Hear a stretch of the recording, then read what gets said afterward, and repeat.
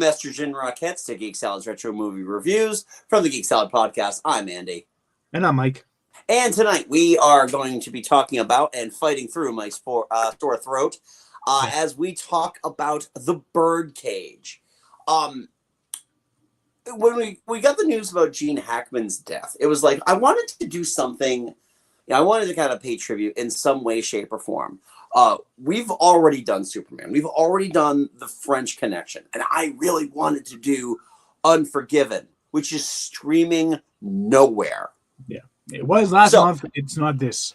Yeah, exactly. So we decided instead, I just went down and like, what is streaming? What is accessible for the both of us to watch at the same time? There is shockingly little. Especially of his more, modern stuff, even though he had retired like 20 years ago. Yeah. But we did find one, and a great one, because I also realized we don't do a lot of Robin Williams movies on this show either. No, not really. So we are talking about The Birdcage, 1996, directed by Mike Nichols. This movie is one of those movies that I have watched this movie at least 100 times. And I continually find enjoyment in it. Yeah. Now, this was your first time. It was. I've been wanting to watch the Birdcage for a while now, but I've just never gotten around to it. So when you mentioned it, I was like, great, I finally have an excuse. Yeah. Thoughts? It is hilariously funny. It is fantastic. I mean, when you hear like the character descriptions and you hear the actors that they're playing this movie, when you hear about Alberto. Albert. Okay, it's just Albert. Mm-hmm. You're like, oh, well, that's obviously going to be Robin Williams, because it seems like it'd be kind of his wheelhouse. But I guess after doing Mr. Doubtfire a couple of years prior, he was like, I don't really want to do another guy that dresses in drag. Yeah. And Nathan Lane kills it. Absolutely. What I love about Nathan Lane, first of all, this is his breakthrough in live action. Yeah. I mean, he had done a lot of roles before. I mean, he is in Addams Family Values. Yeah. He's the desk sergeant in Addams Family Values. And he was the voice of Timon 2 years prior. I was getting to that. Yeah, he's the voice of Timon. That's where most people knew him from. But he is so good, and it's very interesting to watch a movie where you've got actors who are able to not only kind of comedically run with Robin Williams, but in a lot of cases surpass him. In my opinion, this is very much Nathan Lane's movie. Robin Williams is there. Robin Williams is kind of the anchor. Yeah. But Nathan Lane is just everything about his character, which honestly could have been really annoying. He just embodies this character, this just hysterical, always hysterical, always breaking apart at the slightest thing, over dramatic, And yet he has for every scene he does that, there are a few scenes where he's so grounded. Oh, the scene in the suit where he's wearing the suit. Yeah. And he's like, the one would want a hint of color. And he's like, I look like you and you hate me for it. Mm-hmm. So it's really interesting how, and the way he is, you can just tell how hurt Albert is, that he's the odd man out. He can't be there. And, Armand being the one who is constantly trying to keep Val happy and keep Albert happy. I was Nathan Lane. I broke the toast. I pierced the toast. Albert, you pierced the toast. So what? That is a line we use all the time. You pierced the toast. So what?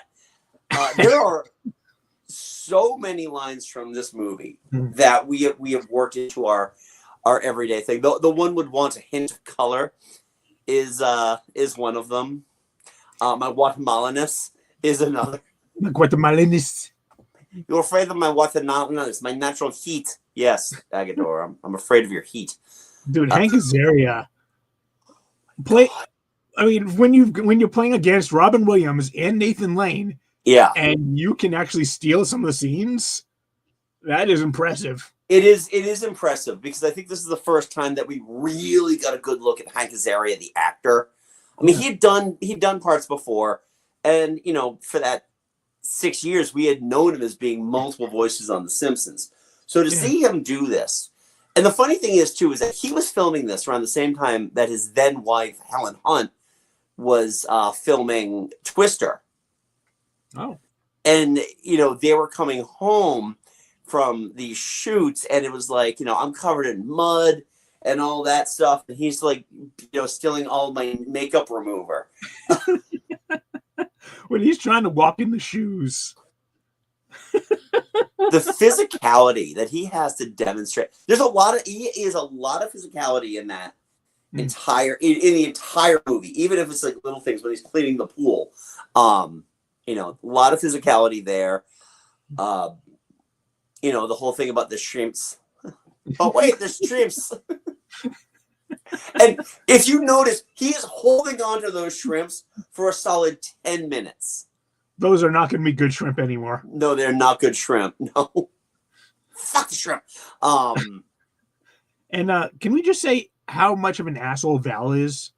Yeah, seriously. Val is, up until his redeeming moment at the end of the movie, Val is a really kind of an ass. Yeah. Understandably so. It's not like you can't see where he's coming from, but at the same time, it's kind of all about him. I do not believe for a second that he is a 20-year-old man. Nor do I believe for a second that Callista Flockhart's character, Barbie Ra, is 18. Yeah. It took me a good 10 minutes before I realized that was Callista Flockhart. Yeah. She was close to 30, I think, when she did that.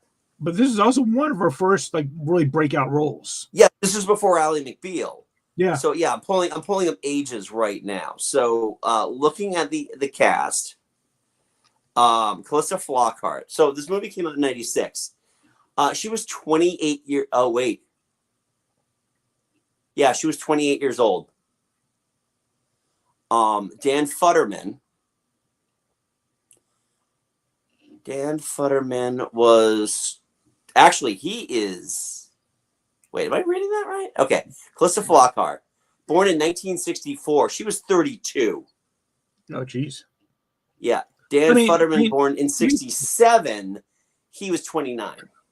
I mean, in all fairness, she looks very young for 32 right there. She does. It's just crazy that she's essentially playing somebody half her age. Yeah. So it's really, they're fine as characters. They're just kind of there. Yeah, they are the plot point.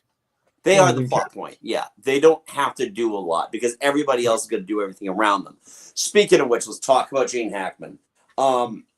It's funny because you forget how funny Gene Hackman is. You think about Lex Luthor is really funny, and seeing him in this position,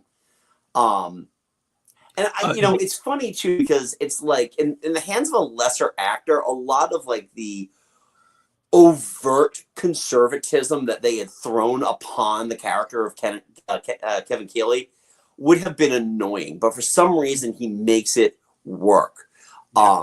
And a lot of that has to do with just his mannerisms, his addiction to candy. When he's giving the interview while on the ladder. Yeah. But the scene, and I feel like everybody got a scene like this in the movie. Every principal got a scene like this in the movie, was when they're talking about driving and seeing the leaves change. And it's this long, boring story. Yeah, he has no idea what he's talking about, but he's just going with it. He's just going with it, exactly. With Purple Mountain Majesty, seeing the leaves turn gold, red. Fields of green with those black roads going down it. Every color is right there. And they all just have to sit there, rapt attention. But I feel the actor that doesn't get enough credit in this movie is Diane Wiest. Yeah. She has the heaviest of lifting to do because I think she's got the most thankless part. Yeah. But I mean, really, until they actually get to the apartment, she really doesn't have a whole lot to do. No, she doesn't. Fiddle. She doesn't. She is essentially, and I feel like she understood the role that she had to be there and be the politician's wife. Ankles crossed, hands on lap, and just look at your husband and smile. But the things that she does, kind of in the in between there, where she can be just sweetly naive. Yeah, when Kevin McKeely is kept like looking at and like talking to Mrs. Coleman. Yes, and just the looks that Diane Wiest was giving him. Like, yeah, are you serious? I'm right here. Exactly. Like it was like he found his soulmate in Mrs. Coleman. And then she finally goes off on him. It's like I don't remember you expressing any of the sympathy to Betsy. Oh God, I can't remember the other setter's name. Oh, it wasn't Senator Jackson. Betsy Jackson. Yeah, Betsy Jackson's an insensitive cow. But she does such a good job just being there. And then finally when she has her break of somebody needs to like me best. Yeah. And it really is, it's sweet in that manner. I thought that what's interesting too is that the times that they do get out of the apartment, and looking at South Beach and just how, I don't know if South Beach is still like that. But it seems, it kind of seems like it is. It's like it's a club town. It's it's more of a town for nightlife. But the locals have this thriving market community, restaurants and all that fun stuff. It looks like a retirement community as well. I mean, when Albert's walking around the town and all of the shopkeepers know him, he's taking those extra samples from the. When the schnecken beckons. Yeah. But that's the thing though, is that you could see that just in terms of how much of a kind of man of the people he really is. Yeah. But he's also he's got this character, the characterizations that he uses, the physicality that he uses with the hands up, very very limp wristed, but the thing with the pinky, it was impossible for him, and he's shaking. He's trying to do it, and he's shaking. That scene. Oh my God. Between having to try to smear mustard on toast, because men smear, to the walk. And the walk is one of the funniest things because the John Wayne bit. Yeah. No good. Actually, it was perfect. I just never realized John Wayne walked like that.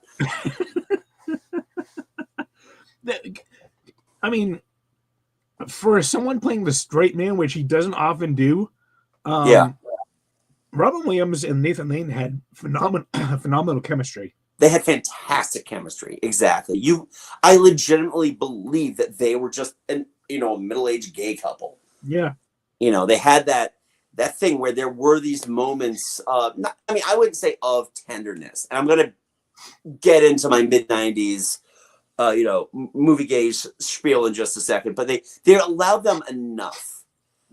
I don't think that audiences at that time would have gone for anything more than the little peck on the cheek that they always gave each other. I don't think they ever once kissed each other on the lips, but there was, they would hold hands and all that, which I gotta say, for a movie that really kind of relishes in making fun of a lot of the gay stereotypes and the gay mannerisms and all that, it is an incredibly respectful movie. I don't know. I know I do theater. I know a lot of gay people. Nobody has a cross word to say about the Birdcage. Yeah, I mean when they're having that scene on the bus stop bench, The bus stop bench, yeah. and he's talking about what was it, Los Cabo? That's a Yeah. shithole. That's a shit hole of a cemetery. But because I want to be with you, I'm gonna sell my really nice one, and I'm gonna buy one right there. It really is kind of an interesting, it is interesting to watch. And it's interesting too because a lot of the characters, the club characters, were going in. The makeover of the apartment was really funny. Yeah. Who put Playboys in the bathroom? That's what they read. And then they just end up with a giant cross. Don't add, just subtract. It was funny too because we had to pause for a second, and Val is coming out of the box, and he's got like those little lemon bushes, and I was watching it with Scarlett, and Scarlett was just like, "Are those gay?" I'm like, "Well, they're. I would like those. Like, I would put those in like my bathroom or like my, in the good room. Especially if they actually had lemon scent in them. Oh, maybe, yeah. But Neptune, it's a classic. Just all the. Oh, that's the statue with the giant penis. Yeah, exactly. Yeah. He just turns it around. Move it out of the way. Oh, this really is a fun comedy. Again, it's just that reminder that they don't make comedies like this anymore. They don't really make comedy anymore. Yeah. And so to have this and be able to enjoy, especially actors like Hackman and Weiss, who were both at that time, both double Academy Award winners. They both had won 2 Academy Awards. And being able to pull off this level of comedy is it's astounding. Now, I know this is your first time watching The Birdcage. Have you ever seen La Cage aux Folles, which is what this is based on? Okay. I did. It got so take a drink. It's a Suncoast story. When The Birdcage came out, there you go. MGM re-released the 3 La Cage aux Folles movies in response to The Birdcage. Birdcage was a huge hit. People might want to buy the original. It's very French. There are similarities, but the stories themselves deviate in pleasant ways. So it's not a carbon copy. That's just this is the American version of La Cage aux Folles. The Birdcage is its own thing.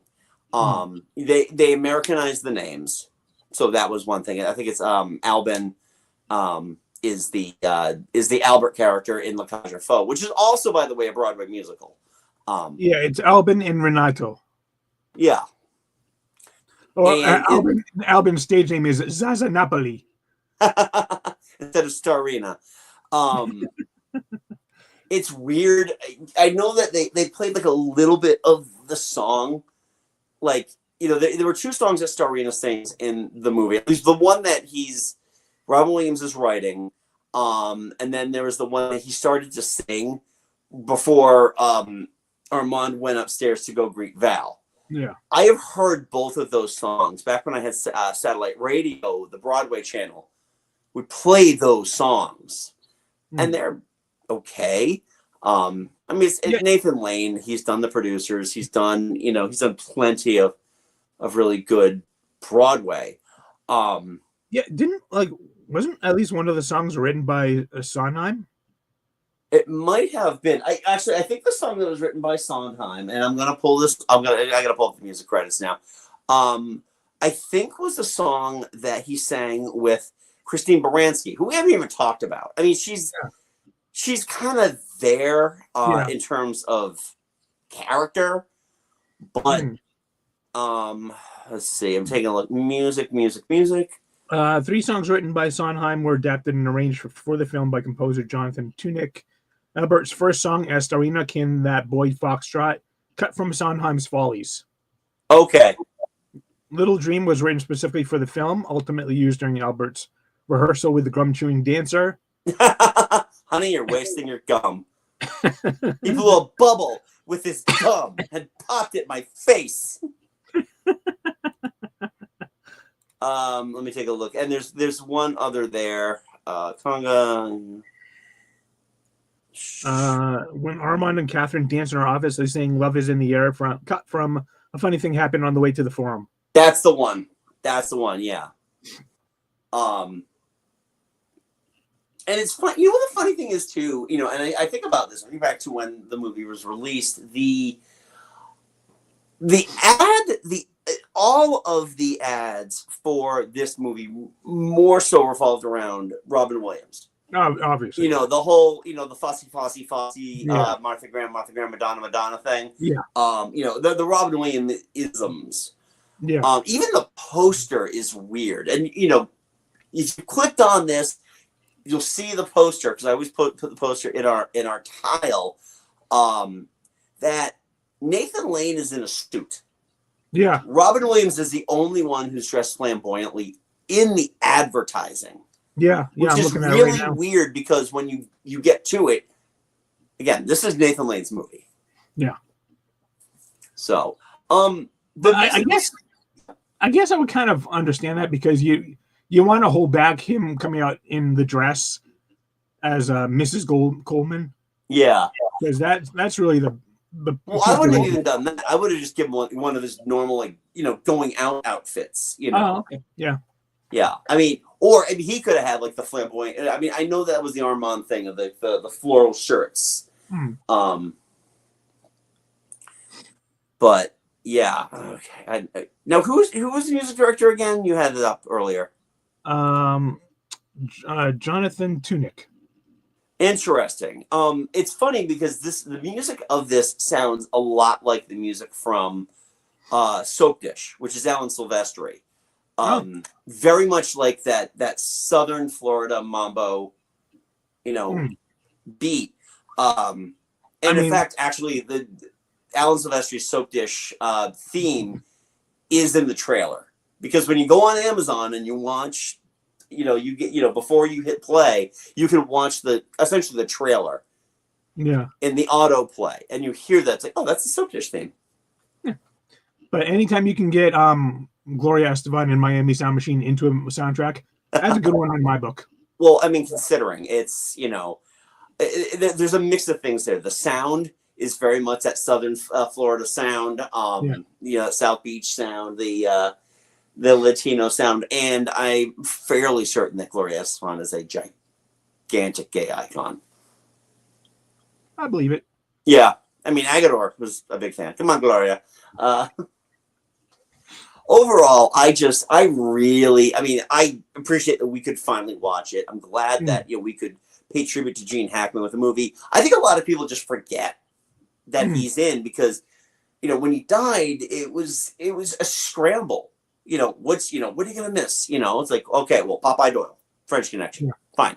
The Conversation, Unforgiven, which I was shocked when he died how few people would brought up Unforgiven at that point. I'm like, he won an Oscar for Unforgiven. He's the best thing in the movie.